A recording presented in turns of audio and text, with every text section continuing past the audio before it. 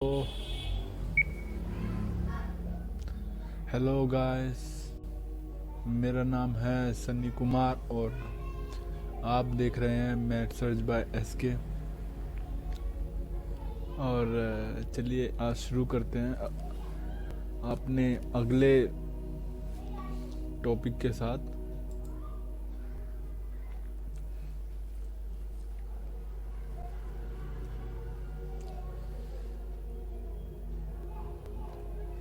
जैसा कि गाइस मैं अपनी हर हर हर वीडियो में बताता हूँ कि अगर आपको कोई भी डाउट या क्वेरी हुआ करे तो आप ये फ़ोन नंबर पर कॉल कर सकते हैं, मैसेज भी कर सकते हैं और व्हाट्सएप भी कर सकते हैं।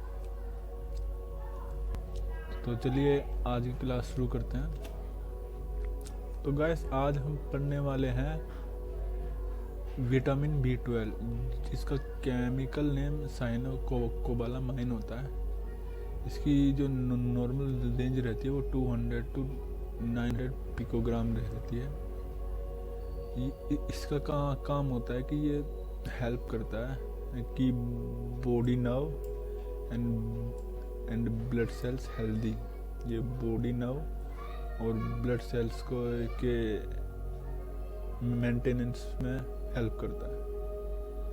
और guys DNA formation of DNA and genetic material में भी ऑफ सेल्स ये हेल्प करता है। Process of absorption and metabolism of the vitamin B12। तो गाइस हमारे स्टमक के अंदर एक इंट्रिंसिक फैक्टर होता है, उसको हम गैस्ट्रिक फैक्टर भी बोलते हैं। गैस्ट्रिक इंट्रिंसिक फैक्टर जो प्रेजेंट होता है स्टमक के अंदर, वो हेल्प करता है एब्जॉर्प्शन ऑफ विटामिन B12, क्योंकि ये उस विटामिन B12 के साथ कंबाइन होकर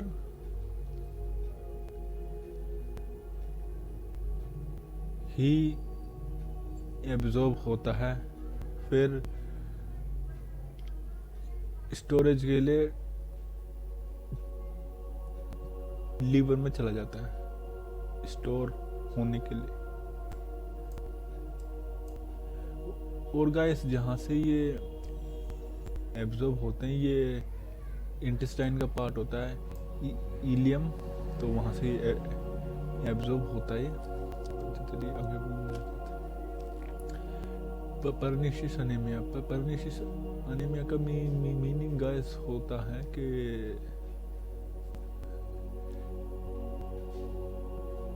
विटामिन B12 का कम हो जाना बॉडी के अंदर। और ये क्यों होता है? क्योंकि ये कुछ ही कारणों से हो सकता है, या फिर या तो हम B12 डाइट में नहीं ले रहे हैं, या फिर डेफिशिएंसी ऑफ इंट्रिंसिक फैक्टर, इसको हम ग्लाइकोप्रोटीन भी बोलते हैं, या फिर ऑटो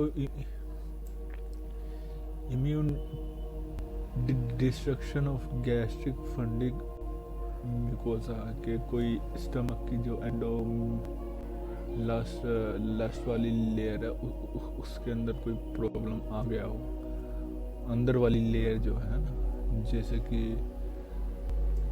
क्रोनिक गैस्ट्राइटिस या फिर गैस्ट्रिक रिसेक्शन हुआ हो कभी। तो गाइस इसको अनीमिया की मैक्रोसाइटिक नॉर्मोक्रोमिक कैटेगरी में डाला गया है। मैक्रोसाइटिक का मीनिंग यहाँ पर गाइस होता है large size of RBCs and normochromic का मतलब यहाँ पर है कि normal level of haemoglobin in RBCs। Clinical manifestation की गाइस अगर मैं बात करूँ तो रेड बीफी टंग, ये इसका मोस्ट इम्पोर्टेंट क्लिनिकल मैनिफेस्टेशन है और कई बार पूछा भी जा चुका है। स्टमक कर लेना गाइस। और फिर pallor, fatigue, weight loss, slightly jaundice,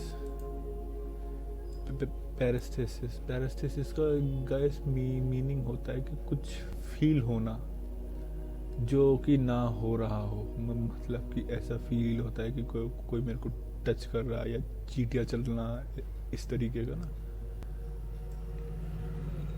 in hands and feats के अंदर होता है महसूस।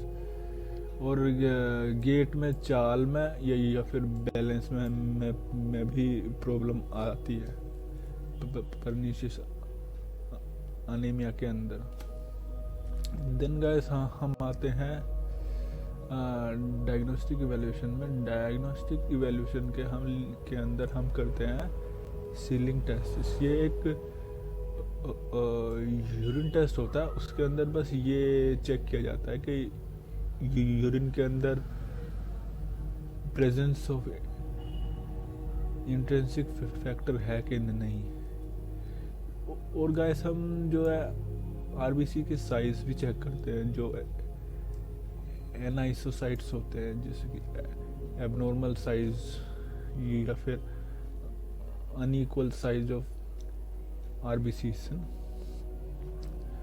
और गाइस हम विटामिन B12 को IM जो रूट रहता है वो बेस्ट होता है, और ये rest of the life patient को लेना होता है। फिर आते हैं हम गाइस मेगलोब्लास्टिक अनीमिया के ऊपर। ये होता है due to deficiency of folic acid, vitamin B12।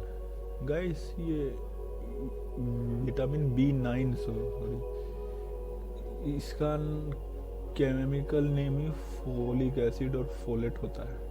तो इसकी अगर नॉर्मल रेंज की बात करूं तो 1.8 to 9 नैनोग्राम पर ml होता है। और बोन मैरो, इसके अंदर गाइस क्या होता है कि जो बोन मैरो होता है ना, वो इमेच्योर आरबीसीज को प्रोड्यूस करता है, जो स्ट्रक्चरली एबनॉर्मल होते हैं।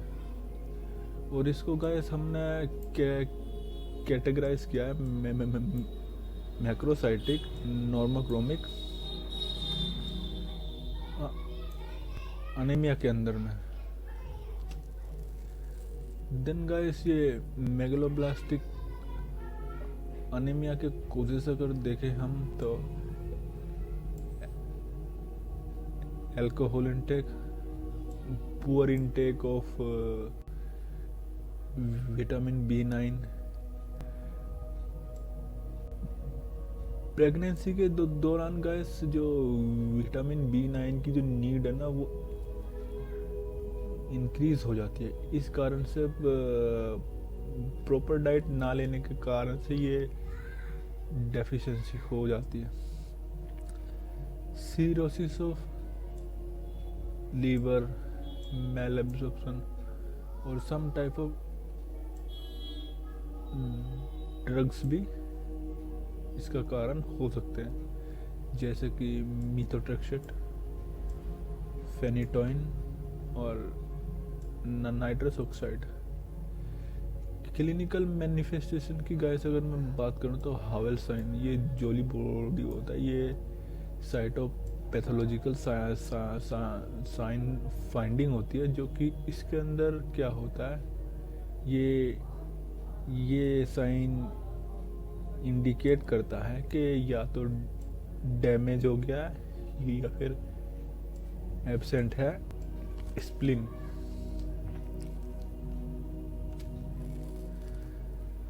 देन गाइस अगर मैं मैनेजमेंट की बात करूं तो हमें ओरली और आईवी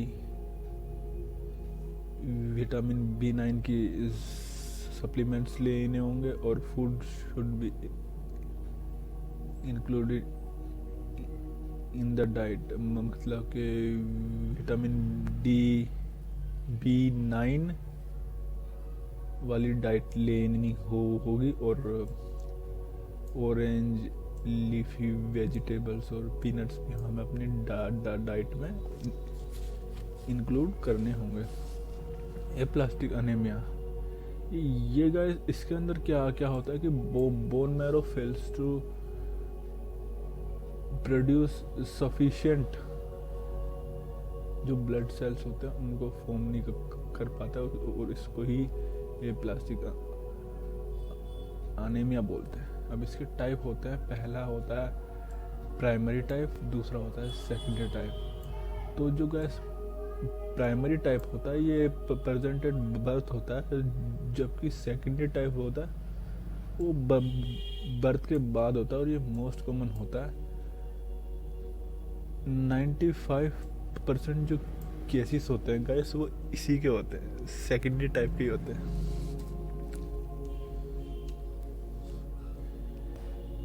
इटियोलॉजी की गाइस अगर मैं बात करूं, कोजेस की बात करूं, तो कोई नहीं जानता ये क्यों होता है, पर कुछ लोगों का कहना है कि क्रोनिक एक्सपोजर ऑफ वायरस,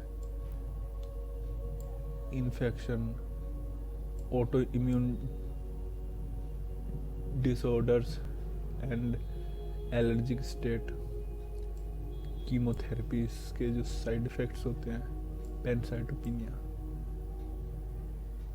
उसके कारण से भी ये हो सकता है।